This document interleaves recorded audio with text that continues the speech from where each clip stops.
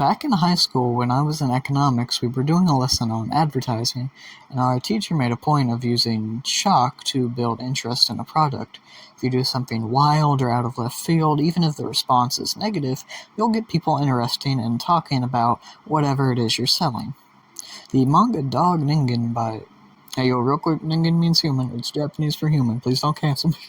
By Serbian Hero in DHAnimations opens up with the main protagonist, the bastard child of a homeless drunk man and a poor dog, proclaiming his goal of raping his father as payback for the multiple difficulties in the protagonist's life.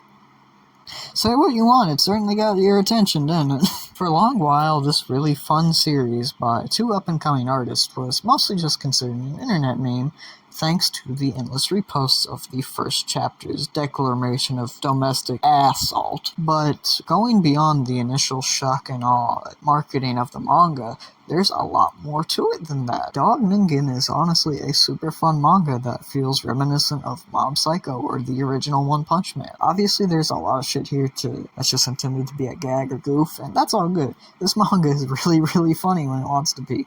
How the MC Rex admits that his declaration was just for attention, but there's a lot of stuff going on here that's really poignant. Like, stuff like Rex reflecting on his early childhood, being abused and neglected by everyone around him and having to learn by just watching through windows of a school is really good stuff. And Neo's father-to-son talk that's followed by the museum segment where he breaks down crying at the idea of having to take a life when he could be creating is absurdly moving.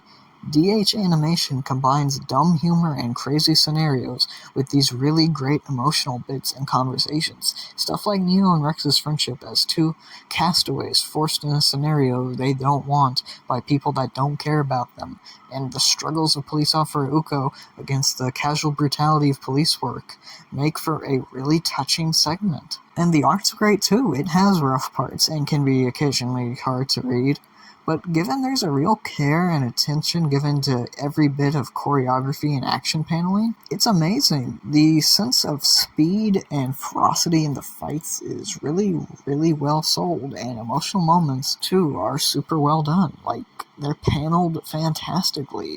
It almost makes you feel like you're reading something that from a top-tier up-and-coming Japanese artist, like Tezuka or something. Forgive me for bringing up Mob Psycho again, but it really does feel just like one's artwork, where yes, it's not as technically refined as its peers, but it's capable of showing off emotion and spectacle in a wholly unique way not many people are capable of replicating.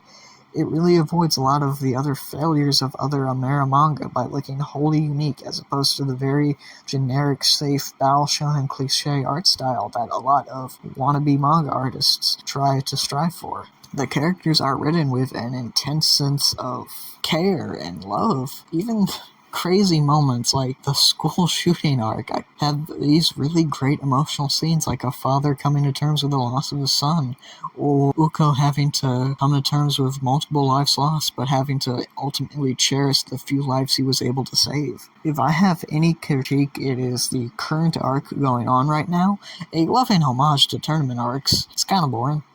I won't lie, the gag is okay, but it's running a little thin. Even if the emotional moments are great, but the gag's running thin, man, I ain't gonna hold you. I normally don't talk about currently running series. Ignore that one. And that one. But I'd feel bad if I didn't at least attempt to support two clearly talented artists. In the description, I've posted links to where you can buy the physical volumes and the creator's social media. That's all I got for y'all today. Peace, y'all.